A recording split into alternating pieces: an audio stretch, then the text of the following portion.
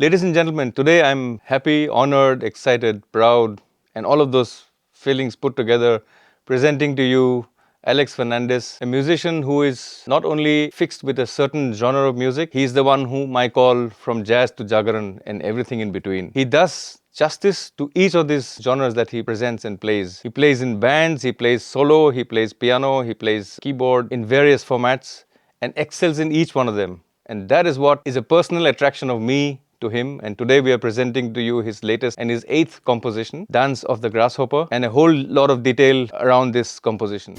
So Alex, how did you think of this title, Dance of the Grasshopper? Well, I got the idea from various artists, but one of the famous was Chick Corea, and one of his songs is called the King Cockroach. So I thought, why not another insect, the grasshopper? So I named the song "Dance of the Grasshopper," and since it is a funky and groovy song, so the insect always jumps around. So that was the idea. And secondly, I've dedicated this song to all the great sax players I've known and worked with, like Arco Rodriguez, Braz Gonzalez, Savi Serrao, Joe Santana, and Rudy Cotton, to name a few. Great. While accompanying or while composing this song, what did you keep in mind besides the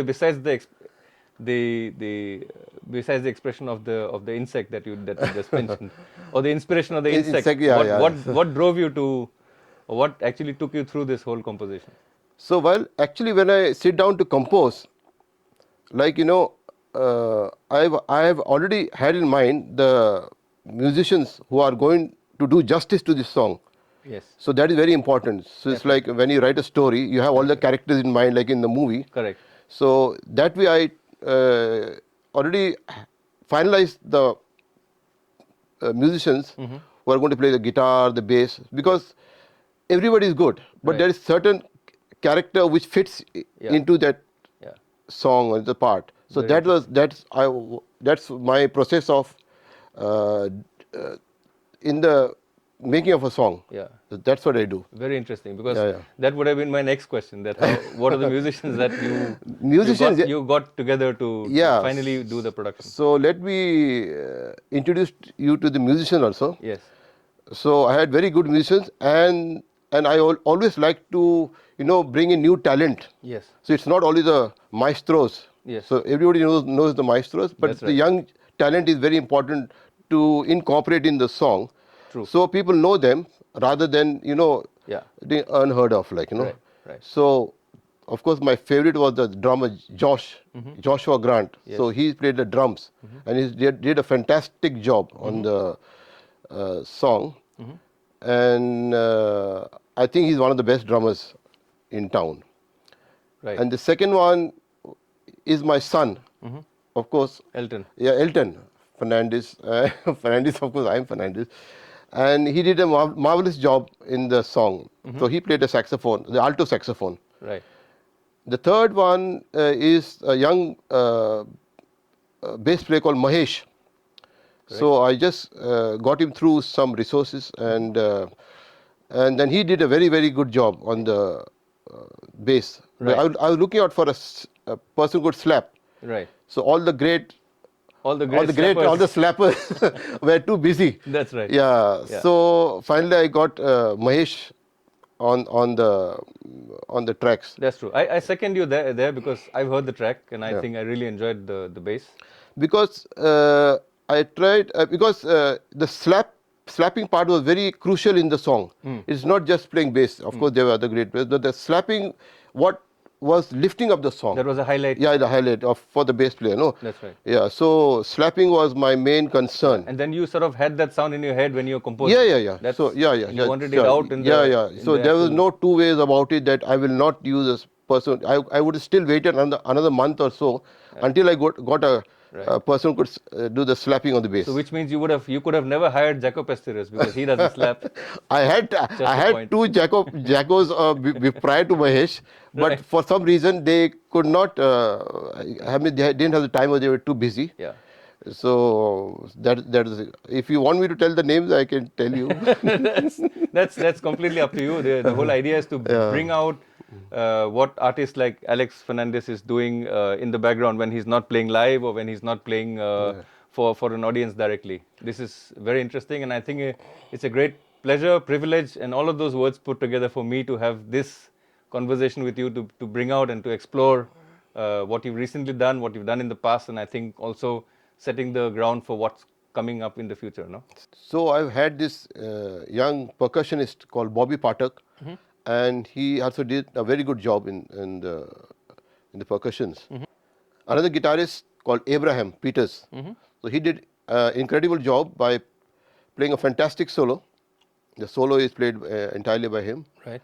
and I was really happy with the outcome.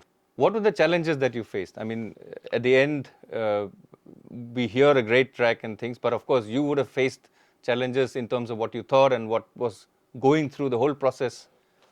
Yeah, there were a lot of challenges. Yeah. I think the top, the first point comes is the discipline among great artists, I must say. That's the biggest challenge. The time factor, when you work in a studio, the time clock starts ticking. Right. So every tick costs money. Yeah. So if you start a project on time, it has to finish on time. Right. So yes, the time factor was there, the usage of the studio. And secondly, the mindset of all the musicians should be the same. Because when I have something in my mind, I expect that same flow and the same, the connectivity should be Right. with the producer, the composer. Right. So that's very important, I must say.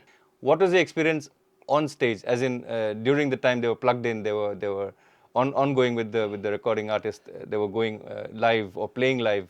See, any musician who comes in the studio and who is playing for a song, so he has to keep in mind that he has to play what is needed, Yes. not what he has the skills Correct. of that particular instrument. True. So if you just do what is needed, the song will sound great. Then rather put your own inputs. So that is what I will not say I faced, but that's the trend nowadays of yeah, it's sort of, it's like it comes to your mind as a put more masala in. yeah. Put more masala which is not needed. Sometimes just a pinch of salt is enough. That's right. And it's For a it great tastes- taste, yeah. For a great taste. Exactly. So just Exactly. that's why I've noticed in great players, you just play a very simple beat and the whole song. Yes. Lesser the better.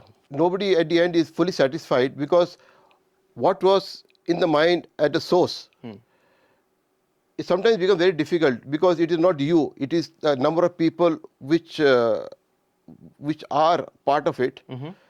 And the biggest thing is financial part. Sometimes you want to finish off the song and then you try to compromise on certain aspects. Correct. So if you have to call drum again, you have to pay him again. Correct. Then you have to, the time is in. So That's right. financially the top line, I would say. Yeah. You tend to compromise and then it's sort of, there is a little, you lose that 5%, Right. that in the end. Right. Having said that, I will not blame anybody for that. Sure. Because any new project takes time. It's a Right. time consuming Right. because it's a fresh, it's not piece heard. Yeah. So I think, I mean, sorry, my question was more from just your personal perception because it's your tune, it's your composition, everything came from your mind. It's only from that point. It's certainly not how people, even I've heard the track, for example. I enjoy this and of course I can't think of flaws, I can't think of anything. It's like, it's going crazy till the end. But this is more from your side, you as an individual, as a creator, as when you hear something, you want to be more, it's like a question rhetoric to yourself. It's not for the public or not for others. I mean, of course, this is part of an interview, but this is that's where the question was more directed to. That did you feel 95% yes, 95% yes, Okay. yes. Okay. Not Some 100%. percentage. Let me be very honest. 95%. I got what I wanted. Like. Okay, I got great. what I No, wanted. that's great. I think Yeah. so. A great thing, a great lesson probably, or a point from your side to the upcoming musicians, to youngsters, to people who have played in your track, for example. I think they should be open to listening what the other person wants you to play in that particular song. That if you don't listen, the end product is not going to happen. That's right. If you listen, Yeah. then you'll be a great musician. That's right. Listening is very important, I think. Yeah. I'm not saying obeying the command of Right. the person, but Yeah. listening, once you listen, then your mind grows bigger right. and bigger. That's If you right. don't That's listen, Yeah. it clogs off. Yeah. It's listening more Yeah, than I think you should more leave than your talking. attitude at home and play, play there. Just enjoy, Yeah. enjoy the moment. Yeah. That's what brings out the complete musician That's right. from That's right. within you. Having done all of these things, then now your song is ready. Who are you dedicating this to? Is there anyone you're dedicating this to, or is that something that you had in mind? As I earlier said, I dedicate this song to all the great sax players I've known and worked with, like Sabi Serrao, Arco Rodriguez, Rudy Cotton, Braz Gonzalez, Joe Santana, to name a few. Of course, there are great sax players in the country too. But yes, this song is entirely dedicated to all the great sax players. Great. So, And one of them is your son as well. So any connection there? I, I, I mean, yeah, I love he sounds great, and he's very serious. So I hope him all the best in the future. So it's just a platform. So I really enjoy working with him. Yeah. He's one of the Interesting. few. He's one of the few favorite ones who I work with. Like, yeah. Great. So I think Elton is going to see this interview also, and then Yeah. know it from the horse's mouth. Elton, that's great. No, I think this is an excellent life opportunity. No, I think when you're saying something like this, you're preparing a song and track and all these big artists that you name, and the one upcoming is your son. I think that's a great coincidence. That makes me proud. Yes, yeah, absolutely, absolutely. That's I was trying to head towards that only, and um the time taken to complete this song, this particular track. The song was composed in bits and pieces. So it took almost a year and a half. Okay. So the first part, the second part, Okay. sometimes just relaxing, suddenly some part will come. Okay. And then the final outcome, then I'll see what instruments fix. This is the first song there is no piano sound in this song. You will notice I've used That's a right. choir sound. So there's no Exactly. piano at all in this song. That's right. That's So I right. thought, like, why not use a choir sound? Right. Because jazz, the people with jazz relate to piano, saxophone. That's So I right. didn't want the piano at all in this song. So this is a choir. Composers like you and others as well, they have done like one track in or two tracks in one or two single days, and then you have something like this that's probably growing on you, and then you're sort of taking your time. I take my time in composing a song. I don't rush. I already have more in line, but I may do a little part of this song and little part of this song, as and when it comes. And I have personally seen you or been with you backstage over the last so many years. Not so much time in the last recent years, but in the beginning years when we started off. I have seen you playing different kind of genres of music, and also doing it, playing it at the level of and at an exponential level in the genre that you're playing, which is something really I have great respect for as musicians, because there are a lot of musicians in the world who are great at one particular genre that they do, and they're known for that world over or India wide or whatever the case might be. But for you and a few others that I've had the privilege of meeting, are able to do justice in whichever form they pick and choose, whichever form they are required to deliver. Which is your closest form of music that's closest to you, and not just what the audience demands. I'm not saying like a song, or could be something. Jazz. Exactly. Jazz is my favorite, and Exactly. So if given a stage and given a freehold topic to Alex, and Alex play what you like, and that's what it's going to be. jazz 24/7. Fantastic, fantastic. I'm very happy to hear that also, because the idea of jazz is somehow fading. It is at the good old, the good old jazz. Yes. Jazz has been, it's been twisted into like Bolly jazz Yeah, and it's punk jazz, exactly, and there's exactly. maybe you can have a Yeah. different region jazz. Yeah. So May have a Goa jazz. that's right. That's right. Yeah, That's right. have That's right. a any state Yeah. jazz, like maybe Punjabi jazz. Yeah. I see quite a few of these in different markets outside of India, for example. Even in East, I see a lot of brass sections still there, and senior musicians like yourself in the brass section is bringing in youngsters and is bringing in mentoring people to just come on stage, play a couple of sections and then leave, and then the other one comes in, and Yeah, so yeah, yeah. it's like getting them to play live. At the end of the day, I learned from all of you, playing live, playing what you like, playing live is what actually creates, Yeah, keeps yeah. the musician life alive, and that is somehow, unfortunately or sadly, is not It's really not a there. case in India. So Alex, what are your future plans in terms of compositions and keeping the thought of bringing in new music or bringing in the keeping up with the jazz influence? Is it anything in line with having like a big band set up? Traditionally, how we used to have music and people were listening live or playing live and creating something, because jazz is also like a feeling based or an expression based, especially when you're improvising, each of them improvising, if there's a quartet or a trio or even duo, for example. um, what do you have in mind, something like that? Well, I have a couple of compositions in line. Two of them are jazz. One is a bit rockish. So I don't do only jazz compositions. So this one is my eighth composition. So the previous ones are not all jazz. There's some pop and different genres, like Relatively easy listening easy listening is for the wider audience. find audience. It's not so. I don't want people to call me just a jazz composer or something.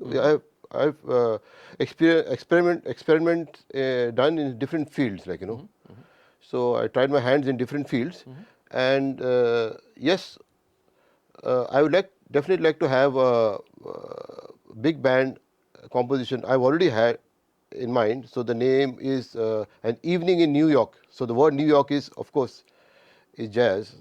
So I'm already working on it. So I would like to have trombone, a double bass, piano, and that will be like a video, a Right. full live. Right. So that's I have in mind to do. Great. I think to inspire more people to learn a certain section of jazz that's getting forgotten, the brass section I think is very important. Brass is very important. Piano, guitars, and the bass, and the others are always there. Are some There, takers. There are also some trainers, as you mentioned. very important. But great to hear that you have this plan, and I think in that you probably can look up bringing up the other your old partners in crime who have been doing similar kind of like Yeah, yeah. ideas and things I like will that. have. I will. Now it's time for a short Break. break in not just the conversation, but also to listen a glimpse of, for the audience who haven't heard your track yet. Sure.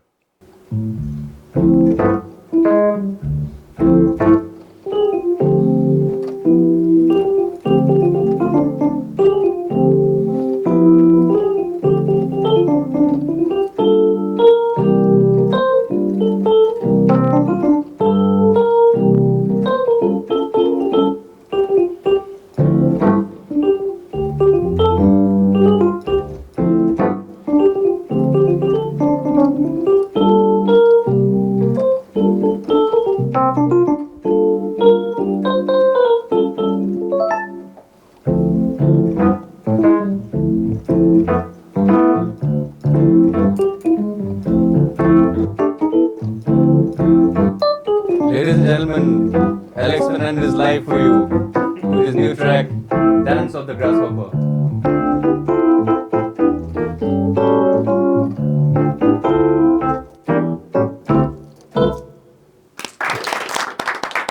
Thank you, Alex. Thank you very much. Thank you. Now is the time to bring on board the man behind the mix, the one who has been putting all these musicians together and bringing out the output of what we are hearing as the name song from Alex. Lohit, welcome to our event, couch, sitting, talking together, exploring things. So we want to understand more from you, more on what happened in in the back of the scenes, during the mix, during the takes, retakes, editing, and coming up with the final product. Anything, whichever you found unique, whichever you found interesting, and whatever you want to share from your experiences. Good, bad, and the ugly.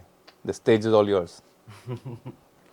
Thank you so much for having me, and I'm really thankful to Alex to, for trusting me to be part of this journey. And I was really thankful when these guys came to studio first and I heard the song for the first time. First of all, the title was really appealing for me. Uh, Dance of the Grasshopper. It's a story in itself. And when I heard the song for the first time, I was excited from that day. And then we got into the process of recording live musicians together. So that bit was also exciting because generally in studios you don't get to do that stuff anymore. It's all That's about right. multi-tracking It's and correct. dubbing, all of Correct. that happening. Correct. But he was very sure about that.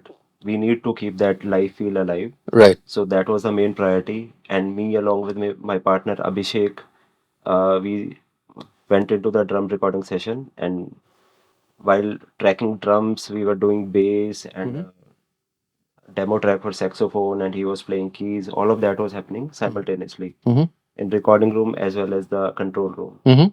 So that day was a lot of fun. Because we started, I was just checking the dates today, and it started almost an year ago, the recording process. Right. And it took us a year of getting into recording and then mixing and then changing things. Any challenges that you faced? While tracking, there were lots of days when we couldn't achieve, which was, for example, in bass guitar recording session, we assumed we'll be covering that in 2-3 hours. Yeah, we took time. Yeah. We took time. It took time. Even the side drum. Even the side drum. Right, right. I was not Yeah. happy with the side drum. The Yeah. sound of the side drum. I think very interesting. Alex, your experience is working with Lohit. Uh, with Lohit, I think. Again, the good, bad, and the ugly, everything. Yeah. Yeah, not ugly. I'll come back to that to him as well. I would like to hear the good- ugly side of. The good party. Knowing you guys for so many years, I would like to hear See, something from Lohit Yeah, as well. I think the sound engineer should have patience. That is very important. Even if I tell him 10 times, he shouldn't be saying like, "Nee, ho gaya, acha sound kar raha hai."